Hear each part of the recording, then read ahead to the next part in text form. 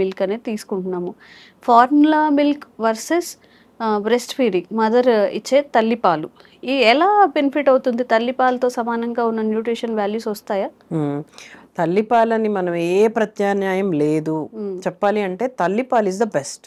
కానీ ఇంక చెప్పిన కొన్ని కారణాలు అన్నాం. తల్లి కొంచెం హెల్త్ బాగాలేనప్పుడు కొంతమందికి పాలు పడలేదు అంటాము. అలాంటప్పుడు బ్రెస్ట్ మిల్కే.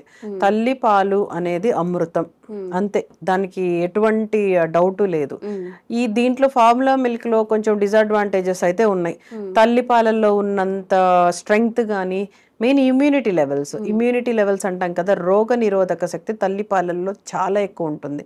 అలాగే కొన్ని అలర్జీస్, కొన్ని ఇన్ఫెక్షన్స్, అంటే యాంటీబాడీస్ రిలీజ్ చేస్తుంది తల్లిపాలు.